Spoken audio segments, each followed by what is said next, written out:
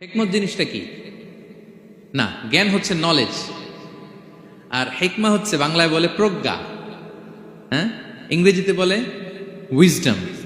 দেখি কেউ বলতে পারে কিনা, একজন আমাকে শোনান দেখি হিকমতটা কি, দেখি কেউ কিছু বলতে পারেন কিনা।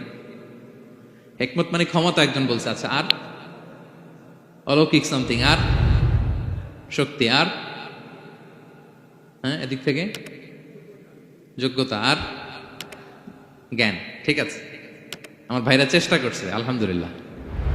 আচ্ছা, হিকমাত আর ইলমের মধ্যে পার্থক্য আছে। হিকমা is something more than knowledge. আজকে শিখে যান।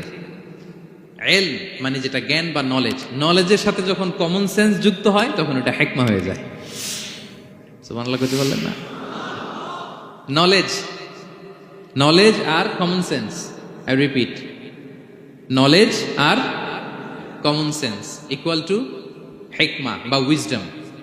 শুধু জ্ঞান থাকলেই হয় না, জ্ঞানটা কিভাবে আপনি অ্যাপ্রোচ করবেন, প্রচার করবেন, প্রেজেন্টেশন করবেন, উপস্থাপন করবেন, এটা জানার দরকার আছে না নাই?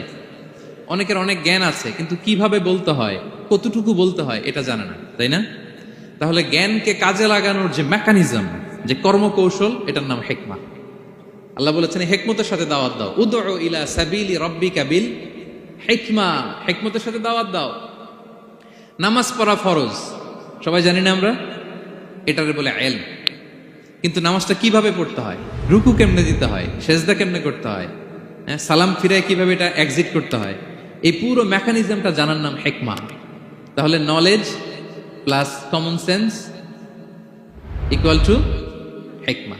জ্ঞান আর কমন সেন্স একসাথে যদি হয় এটা উইজডম বা প্রজ্ঞা হিসেবে রিফ্লেক্ট করে। বুঝতে পারছেন?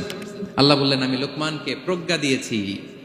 হ্যাঁ, ওমাই ইউতাল হিকমাতা ফাকাদ উতিয়া খায়রান কাসীরা, আর যাকে আমি প্রজ্ঞা দিয়েছি তাকে আমি অনেক কিছু দিয়েছি। সুবহানাল্লাহ পড়া। আল্লাহ তাআলা যেন আমাদেরকে প্রজ্ঞা দিয়ে ধন্য করে, আমরাও যেন হিকমতের অধিকারী হতে পারি। আল্লাহ তুমি তৌফিক দান করো।